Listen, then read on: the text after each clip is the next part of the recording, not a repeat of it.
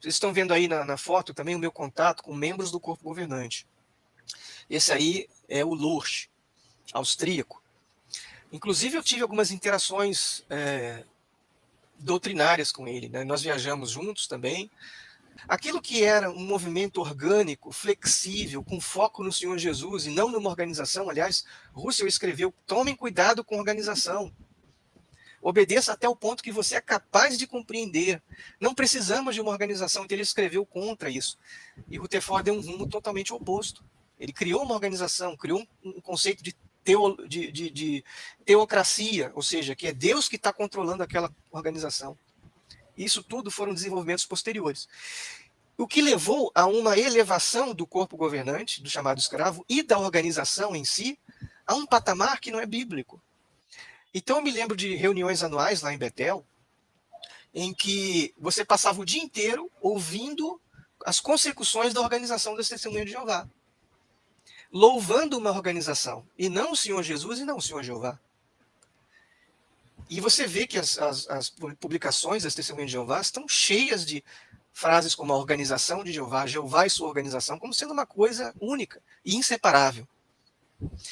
E eu não vejo que o cristianismo seja isso. O cristianismo é a reunião de pessoas que foram adicionadas ao corpo de Cristo, foram geradas por Espírito.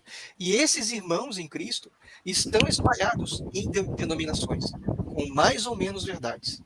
Também não são todas, também não é todo mundo. Não basta dizer, eu sou cristão, não significa que ele realmente o é, do ponto de vista de Jesus e de Jeová. Mas não se pode dizer que só há cristãos ungidos na organização A ou na organização B. Então, eu reconheço as Testemunhas de Jeová como uma organização que contém lá irmãos em Cristo, mas não é só lá. Porque eu estou convencido que os estudantes da Bíblia são compostos, na sua maioria, de verdadeiros irmãos em Cristo, e há outros grupos que defendem também verdades importantes, e mesmo talvez indivíduos que não tenham tantas verdades, mas têm um relacionamento excepcional com o Senhor Jesus e foi reconhecido por este, e foi gerado pelo Espírito, e isso é o que importa. Então, esse é o cristianismo, que existiu e tem existido desde o derramamento do Espírito Santo em Pentecostes, em 33 da Era Comum, sem a necessidade de uma organização até hoje. Não precisou. E, no entanto, Jesus disse, estarei convosco todos os dias, até a terminação da era. Então, se Jesus estava com os cristãos todos os dias e a organização das Testemunhas de Jeová só veio existir lá na década de 30, mais ou menos, com esse nome pelo menos, né? E preciso de uma organização porque estava funcionando muito bem antes. Jesus estava cuidando muito bem antes do seu rebanho. Então, essas coisas, Jefferson, é que me fizeram despertar. Vocês estão vendo aí na foto também o meu contato com membros do corpo governante. Esse aí é o Lurch, austríaco. Inclusive eu tive algumas interações doutrinárias com ele, né? Nós viajamos juntos também. Em um determinado momento, eu conversando com ele, eu já estava despertando, por assim dizer, né? E aí eu perguntei para ele, irmão, dá-se muita ênfase no escravo fiel e discreto, usando Mateus 24, 45, se eu não me engano. Mas existe um relato paralelo em Lucas que não fala só de dois escravos, um fiel e o outro infiel, fala de um terceiro escravo, de uma terceira possibilidade, que é aquele escravo que não entendeu, fez coisas reprováveis, mas recebeu menos golpes porque ele não tinha entendido.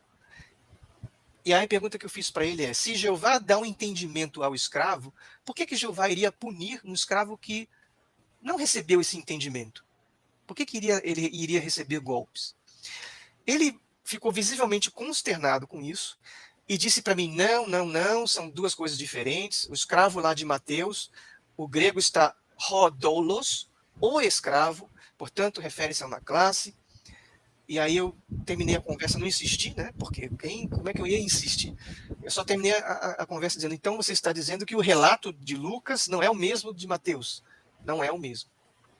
Ali foi um momento pivotal na minha história, porque eu acho que foram as últimas escamas com relação ao corpo governante que caíram dos meus olhos. Porque eu estava ali conversando com alguém que supostamente recebia instruções de Jeová. E uma parábola tão clara, que é uma parábola paralela, Lucas, por ter sido médico e historiador e apego aos detalhes, ele só incluiu mais um detalhe da parábola de Jesus, que é essa outra possibilidade do escravo que não entendeu. Então, para mim, isso está mostrando que o escravo nada mais é, não uma classe escolhida por Deus, mas simplesmente as possibilidades que você tem. Você, quando se torna cristão, gerado pelo Espírito, foi lá enxertado no corpo de Cristo, a sua caminhada começou, você tem a obrigação de exercer a sua mordomia para com outros membros dessa mesma caminhada.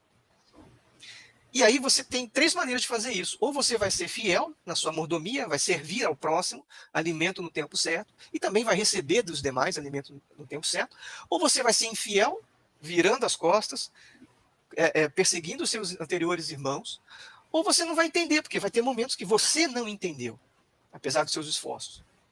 E vai ter que pagar um certo preço por isso, mas Jeová vai levar em consideração que você não fez de propósito, você simplesmente não entendeu. Então os seus golpes vão ser leves. Isso para mim é muito claro. Aí na mesa você vê, né, eu e a Simone com o Stephen Lett. Isso foi em Brasília. Eu fui lá como intérprete dele, um dos intérpretes, numa inauguração de um salão de assembleias, e teve também um evento no estádio, no ginásio, né, acho que é Nelson, alguma coisa assim, e tinha milhares de pessoas lá, e eu fiz a interpretação dele. Aliás, aquele jeito, né, meio que quase que de um desenho animado, de um cartoon, não é o natural dele. Ele não fala assim, nós passamos o discurso juntos, normal.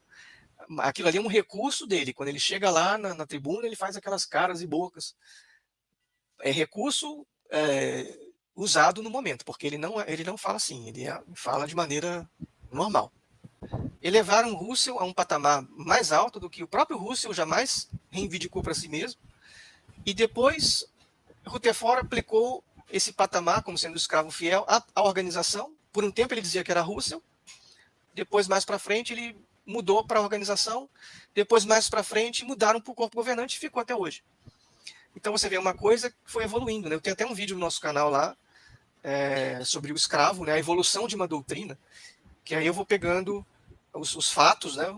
As linhas, o que saiu na torre de vigia, que depois se tornou a sentinela, foi dito isso, depois mais para frente foi dito aquilo. Eu faço meio que cronologicamente, mostrando a evolução de como isso veio a ser, como está agora.